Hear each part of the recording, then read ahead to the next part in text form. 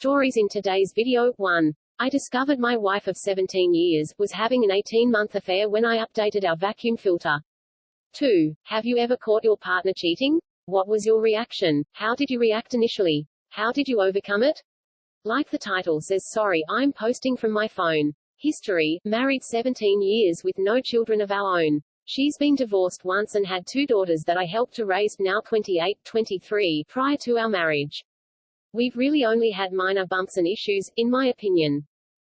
We've had an open door type of communication with each other, whether it be work issues and venting, or sexual issues, or just how we are feeling. Often we will just talk on the couch about life and philosophy in general. I've felt that we had a great connection and a pretty heavy, fulfilling life. We are both in good shape and maintain a healthy lifestyle. I work in the medical field and due to things being what they are, have been putting in a decent amount of overtime over the past 5 months. She works in a legal consultancy and has been WFH for the past 5 months. Which has made things a bit distant, but on our days off we are tight. Changed the filter on the Dyson fan in our bedroom last night. Asked wife if I could use her phone to update the app, in order to reset the change filter alert. Mine was on the charger next to the front door. I noticed she had put on a pattern unlock, and kinda wanted to ask her what that was about.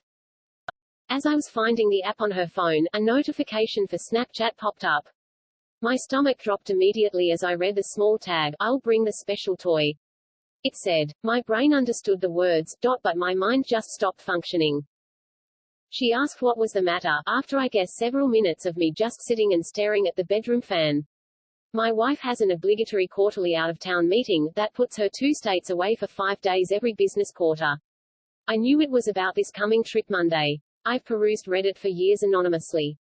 I've read hundreds of stories that began like this, and never once have I thought about it being me that would sit on my bedroom floor and be in such a cold, dumbfounded state.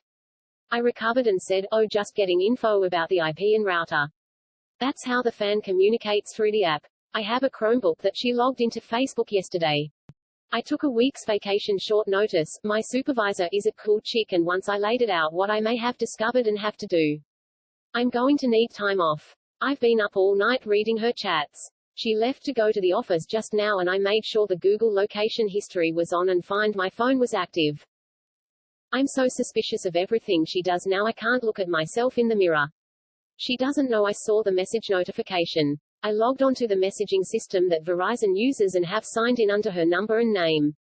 There are at least 15,000 that date back to February of last year, messages, memes, flirty pics, and some X-rated ones too. She stopped texting him this way about 3 months ago. Didn't stop texting him, but stopped using the message app through Verizon. I'm guessing they switched to the Snapchat because it's discreet. I'm not on any social media in any way, shape or form. I am clueless. I just figured out that you can't log into Snapchat through Facebook. But it just takes an email and ***. And she has used this Chromebook to do that. Hell, she used it just 3 nights ago lying in bed next to me rubbing my back while I went to sleep. She messaged him an ***xted him lying next to me. It's a younger man from work. He is married and has 3 young children. He and his wife have Facebook. I've met him twice. Shook his ***seeking hand. I'm at a complete loss again and have wanted my house, that I custom built for her, for hours. I almost can't feel anything. What little that I am processing is just white hot rage. I logged on Snapchat and there it all was. I have called my best friend who has been divorced 3 times. Don't get me started on his partner picker. He recommended a vicious lawyer. I plan on recording, saving everything. There's pics of them ***seeking. I'm sure her phone or his has video. I desperately want this to be a bad dream. She's said terrible things about me.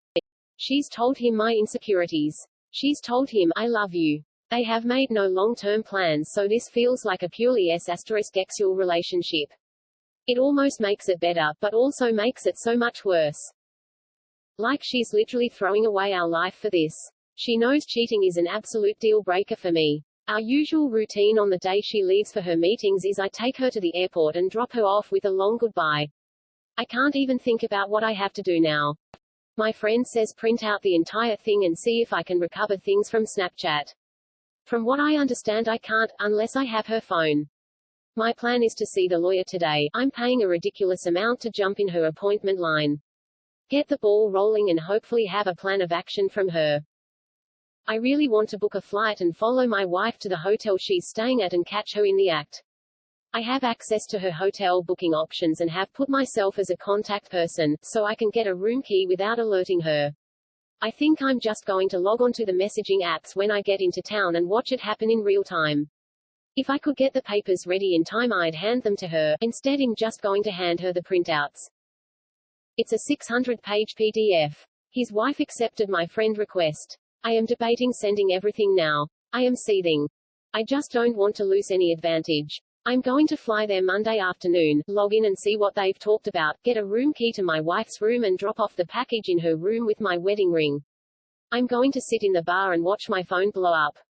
I'm going to call the app and tell him to meet me in the lobby per bar and to bring my wife down. Then tell him that a similar package has been sent certified mail to his home addressed to his wife. As well as a Facebook message that I plan on hitting send on as I tell him. It feels petty and weak, I want to rage and scream, but I'm helpless. This morning all I could do was give her a peck on the cheek goodbye. I really can't stand to look her in the eye. I somehow have to get through the weekend. I guess I'm asking, is my spiteful, hate-fueled plan worth it?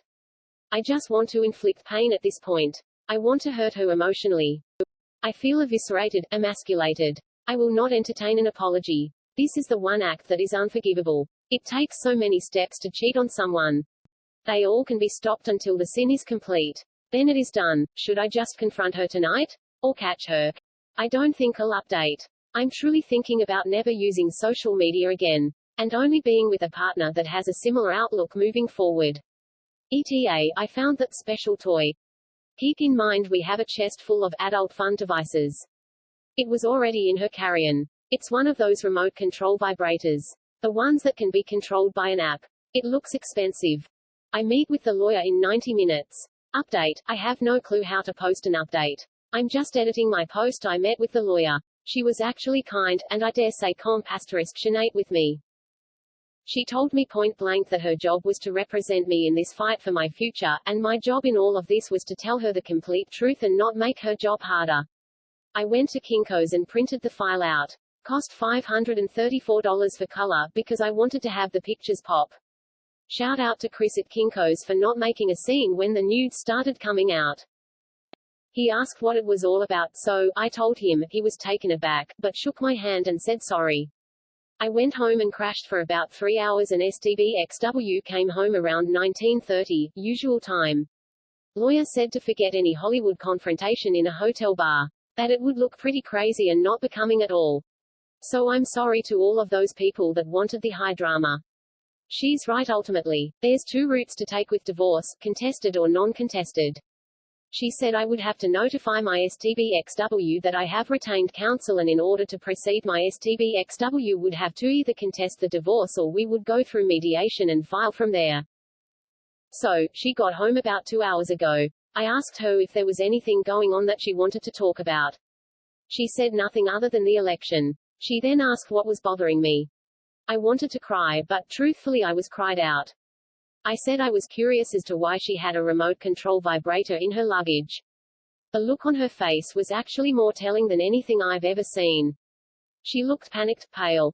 She began to breathe faster, sweat. I asked why she would have something like that. Who had the code and the app to it? She stammered and the tears began. As I pulled out my 3 file folders worth of text exchanges, I asked if the AP's wife would have it. She cried and pleaded that she could explain. I said she had 5 minutes to do it. Of course she couldn't. I told her what my attorney told me to tell her. I also told her to leave. She screamed it was her house too. I calmly told her that maybe, but I would be notifying everyone about her affair and betrayal. That even the girls will know. Or, she can leave now and find living arrangements for the time being. Hell, she'll be at her work conference for a week. She was speechless. I calmly pulled up Facebook and showed her the AP's wife. I said, do you want me to tell her or are you going to do it right now? Tears and moaning and pleading with, I love you, and, it wasn't supposed to go this far. Then my favorite, you can't do this. I said, well, it looks like I'm doing it, as I sent the AP's wife a message with the file of their escapades on it.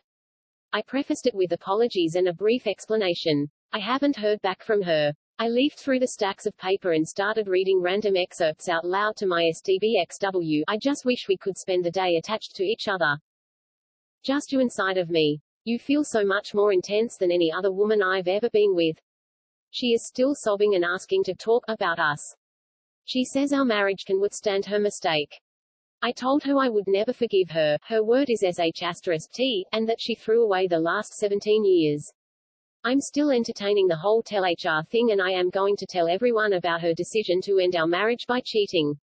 Thank you to everyone who responded. I feel bad I couldn't respond to all the PMs and responses.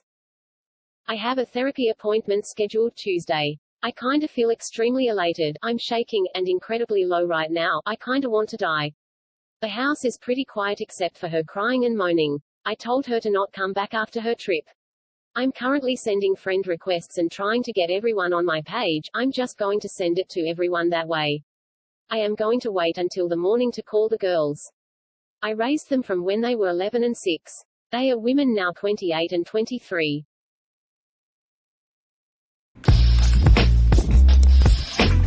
We were married 16 years and together 19 years. 2 kids, a house, a dog. Living the dream, or so I thought. Sure, we were running around driving kids to hockey and soccer etc., and there was not much alone time. But from all the people I knew, with kids our age, this seems to be the situation that everyone was in. He just turned off one day. Now he had been depressed before when his mum was overcome by Alzheimer's and had to be moved into a facility, and my husband never really full recovered from that. I gave him space.